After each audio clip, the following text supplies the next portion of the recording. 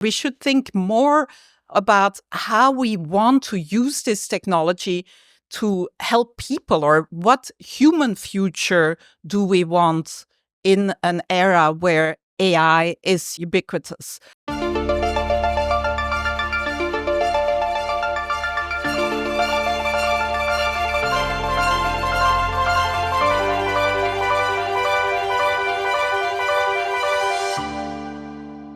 You're listening to the Futures Podcast, live from the Dubai Future Forum at the Museum of the Future, where minds are enhanced through conversation.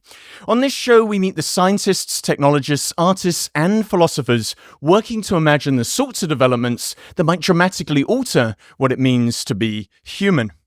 Some of their predictions will be preferable, others might seem impossible, but none of them are inevitable. My name is Luke Robert Mason, and I'm your host for this session. Now, when we talk about the concept of the cyborg, it's often in relation to how the human mind can adapt to the technological environment of increasing speed and complexity. In response, how can we enhance memory, learning, creativity, and communication through the new tools and devices at our disposal? Exploring this question is Pattie Maes, a pioneer in the field of artificial intelligence and human-computer interaction, and by combining insights from neuroscience and design, she's pioneering systems that allow us to amplify the essential abilities that we hold most valuable as humans. So Pattie Maes, welcome to the Podcast Lounge. Thank you for having me. I guess my first question is, how do you define what is, I guess, the core of your interest, this concept of not AI, but IA, intelligence augmentation? Yeah. Well, I studied AI over 30 years ago, back when it wasn't all that popular yet. But after doing my PhD and working on making robots smarter and learn how to develop skills and so on, I suddenly got this insight that what I wanted to do with my life was not necessarily make robots and machines smarter, but think about how we could use some of those same techniques to help people, to make people smarter and help people reach their full potential. So that's what I mean by intelligence augmentation, or IA as opposed to AI. I was at IBM Watson a couple of years ago, and we ran an event there, we ran a live event there, and IBM Watson team, they were talking about this thing, intelligence augmentation, although their approach was more about ensuring that there was a human in the loop when it came to decision making. Mm-hmm. So where do humans figure in the design of intelligence augmentation? I'm a little bit bothered about right now with all the recent developments and really the whole history of artificial intelligence, is that we have this goal, the field has set this goal for itself to ultimately reach human level or beyond intelligence in machines. And I think that is not the goal that we should be striving for. We should think more about how we want to use this technology to help people, or what human future do we want in an era where AI is ubiquitous. So I try to think a little bit more about that, like what we want to optimize agency of people, for example. We want to optimize human dignity, human well-being, and more, rather than just build smarter machines that can replace us and maybe make us obsolete and more stupid. Obsolete and more stupid. That does seem to be the fear. Anytime we have a conversation about future technology, where do humans figure in this? But some of the projects you're doing at MIT Media Lab, they're focused on memory, cognition, the ways in which we learn. Can you just share some of the projects that you're involved with and how you're thinking about this problem? Yes, so we build all sorts of devices, often wearable types of systems that use a lot of sensors, as well as AI techniques, of course, to help people in the moment with things like learning. For example, imagine that one day kids may have sort of a tutor that is with them all the time that can help them with their curiosity about their environment, with learning about the world, etc. And it's not necessarily, say, built the way today's chatbots work, where they give you this elaborate answer that makes you think less for yourself, but instead maybe it operates like a Socratic tutor, asking you clever questions that will make that individual think for themselves and discover things and become excited about their environment and learning about it.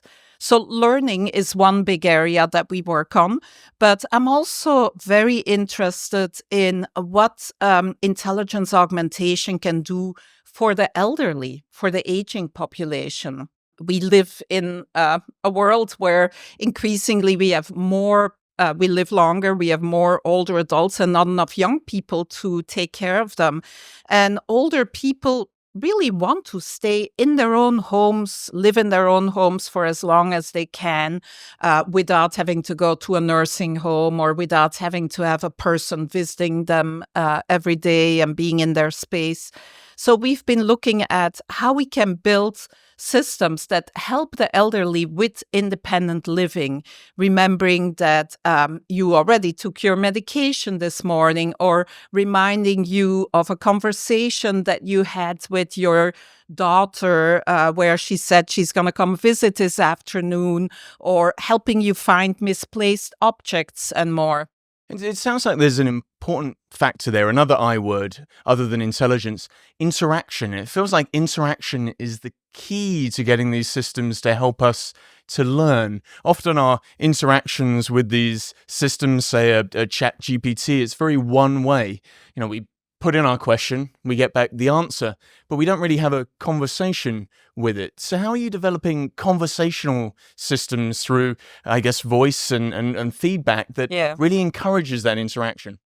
Yeah, you're absolutely right. I think we've really not paid enough attention to the interaction between people and AI. Mm-hmm. AI is seen as an engineering problem primarily. And I think we have to think of it as a human design problem. How do we design AI to fit in our human lives so that ultimately we are the ones that benefit? People can reach their potential, kids can learn, older adults can live independently, and we're ultimately better off. And that is not a trivial design problem. Today's AI is incredibly simple, really, in its interaction, in that you give it a prompt, you ask it a question, and it gives you this long-winded answer that is very complete and blah, blah, blah.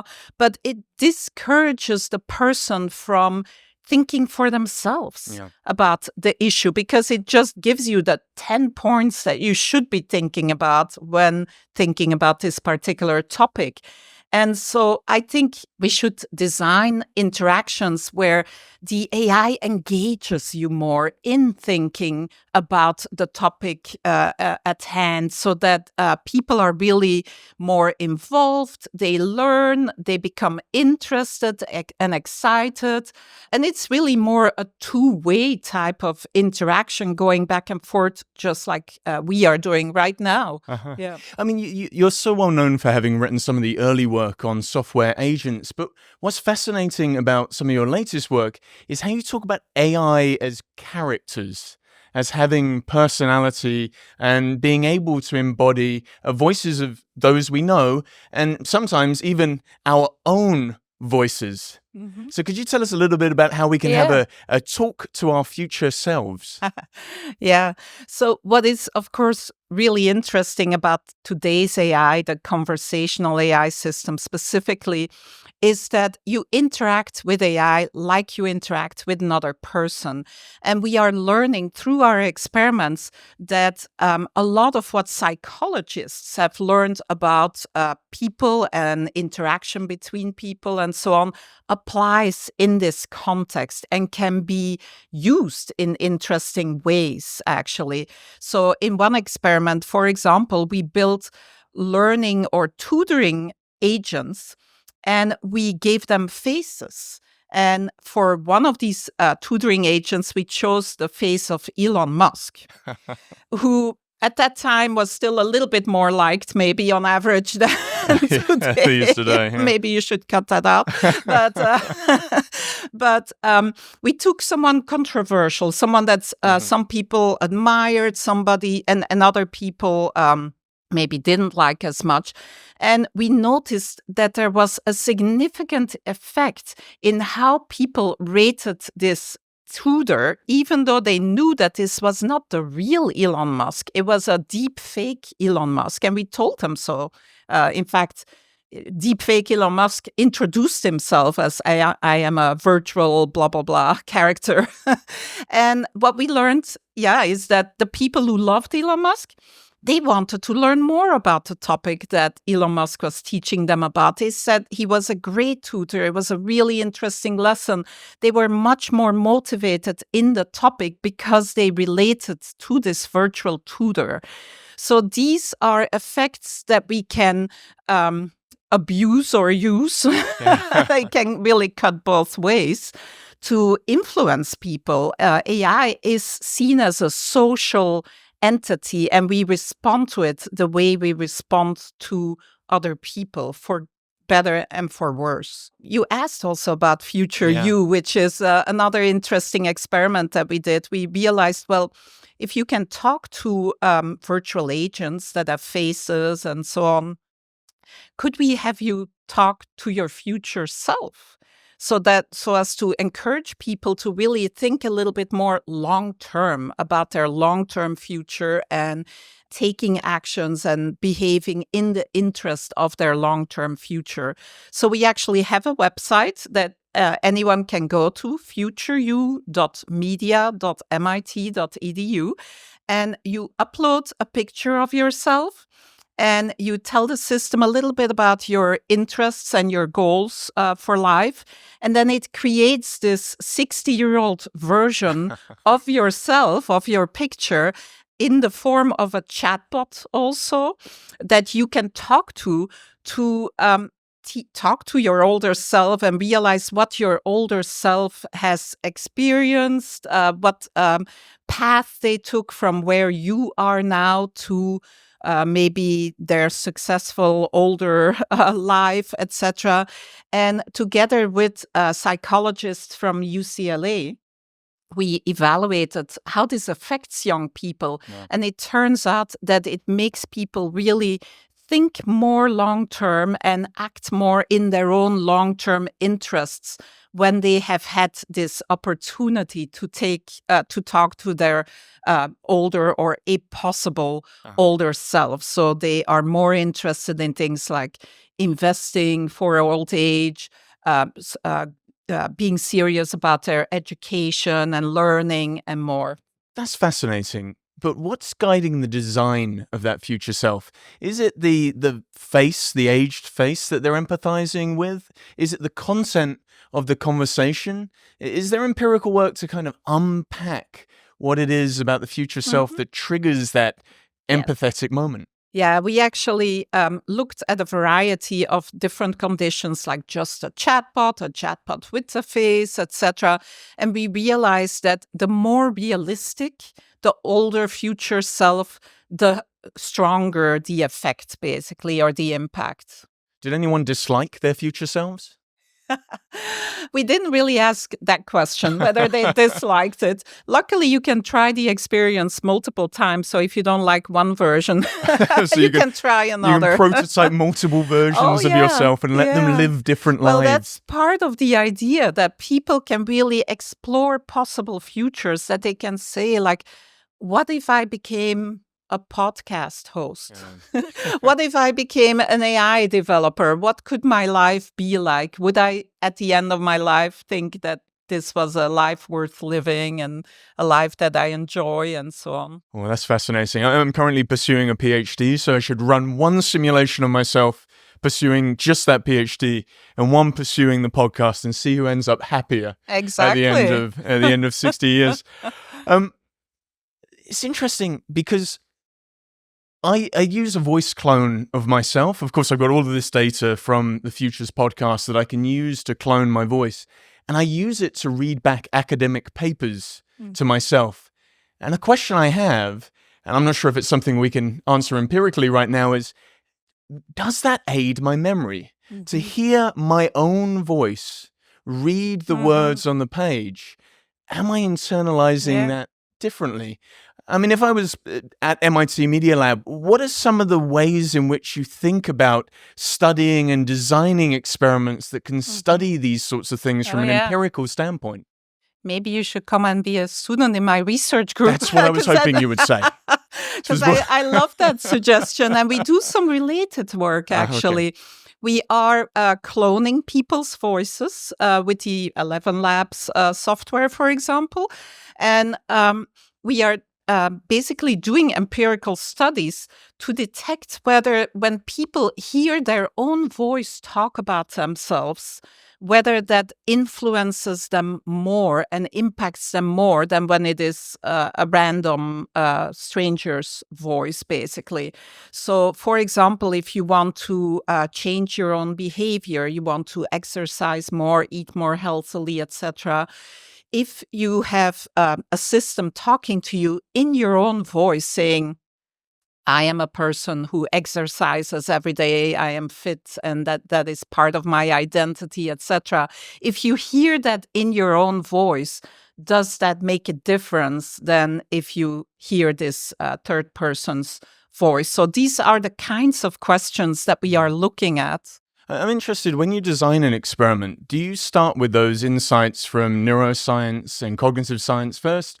Or do you start with the technologies that are available? I mean, how does that process? It's a little bit of a mix of things. And but yes, we do read a lot of neuroscience and psychology literature and collaborate with those people and look at certain phenomena that have been talked about in that literature and then try and experiment with those or in real prototypes that we test.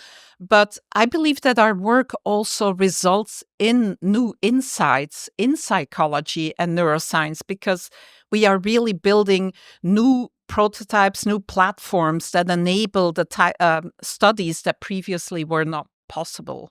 When a lot of people hear about this sort of work that is working with the human brain and having an interface between technology and the human, they get quite scared of some of the ethical implications of that, the potential misuses of technology that has a massive affect on the brain. How do you approach things like ethics when doing these sorts of experiments? A very important question. We always think hard about the ethical implications. And for example, privacy is always a huge concern, privacy of the data. We very much try to run experiments locally on edge devices and keep all the data local so that ultimately the person themselves is the only one that has access to the data and the agent that runs on their local device rather than have someone else having access to these types of data.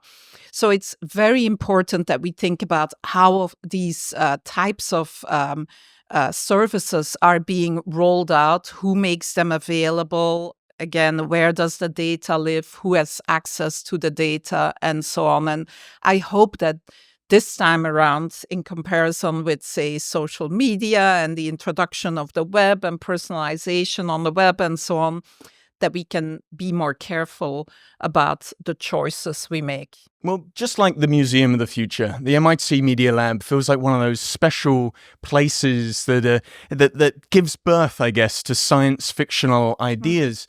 In what way does science fiction inform and science writing and artwork? In what way does that inform the sort of work that you do and the design of the sort of work that you do? Obviously, my students and I are huge fans. My students more so maybe than me, but of science fiction movies and books and so on. But we think it's important to not just look at these stories, dystopian or utopian, of possible futures, but really prototype these systems and test them empirically with actual people to see what happens, because you can only do so much in terms of predicting what the outcomes will be. There are often surprises in the work, in seeing what happens basically and how people respond. Well, the Dubai Future Forum, what they're really interested in more than anything else is how we think about the future. So if there were some abilities that you believe that we should enhance to allow us to think better about the future problems that we have in the 21st century, what sort of abilities would you look to design tools for? So yeah, I think we should really create a future with AI where we maximize people's critical thinking and agency. I want to avoid that we outsource thinking to AI. No matter how appealing it may be, it is important that we maintain agency, that we are in charge of our own future and decide on our own future rather than having others optimize it for us. I mean, do you think that's possible? I mean, when these technologies become available within the commercial market, there are often agendas driving them. You know, Neuralink in the way in which it's promising a device that allows us to connect directly to the internet. You know, it's scary because it's invasive. But the challenge is what's driving those motivations is a fear of the sort of world we're living in that requires us to be always on. And by attaching technology, that's what's going to make us competitive in a working world where AI exists. So how do we contend with those different tensions that may arise when we start getting the availability of cognitive enhancing devices? I think that often in the world of AI today, the what drives AI is very short-sighted. Ultimately, the goal is very much an economic goal, like making people more efficient, perform at a higher level, and be able to deal with more work, basically. So it's really that economic factor sort of that seems to drive all of these developments. But I think we have to think a little bit harder about the long-term implications of having ubiquitous AI that assists us with all of our thinking. For one, I am worried about de-skilling. People may lose certain skills if they always rely on AI to do all the thinking and the hard work for them. We see that in experiments that we do where we have people write with AI, for example, and 2 weeks later, they don't even remember what they wrote about because they weren't truly engaged. They didn't learn anything in the process. I think another possible danger we should be aware of course, is once you rely too much on AI, you become a potential victim of misinformation, manipulation, etc. Based on whoever is running these AI systems. They may put certain biases and so on in the answers of the AI that slowly sort of steer people in a particular direction of opinion. There's risks of dehumanization even right now, or at least before AI was used widely. We would always go to another person when we needed help with something. You want a present for your spouse, and you go to a friend or a family member to get some advice, or you have some other issue, you go to a therapist or a friend to get help. If you need help at work, of course, you go to a colleague and so on. But what we do now, we go to AI. We talk to an AI about these issues. So I am worried about how this will weaken our social networks when we increasingly are by ourselves talking to our AI systems as opposed to connecting with other people. And of course, these AI systems that we connect with, they are always very accommodating. They never challenge our points of view, etc. So we're not, again, we're not learning anything from an AI that just mirrors us and doesn't encourage us to really broaden our points of view and think differently and so on. Well, in that case, Do you think there's certain human skills that don't require technology that we should foster and develop as a response to AI? Critical thinking is ultimately the most important skill I think that we should try and preserve. We have to be able to think critically and be very mindful, very aware of how we are possibly being manipulated, about being very aware about all the information that we come across and more. But I think, again, that if we design personal AI the right way, it can actually help us with critical thinking rather than sort of, again, making us like dumbed down in the process. Well, on that wonderful note, I'm excited to see what the MIT Media Lab creates in the future to help us enhance our critical thinking skills. And I want to thank you for joining us on the Futures Podcast live from the Dubai Future Forum. If you like what you've heard, you can find out more by visiting futurespodcast.net. Thank you, Pattie, for joining me at the podcast lounge at the Museum of the Future. My pleasure.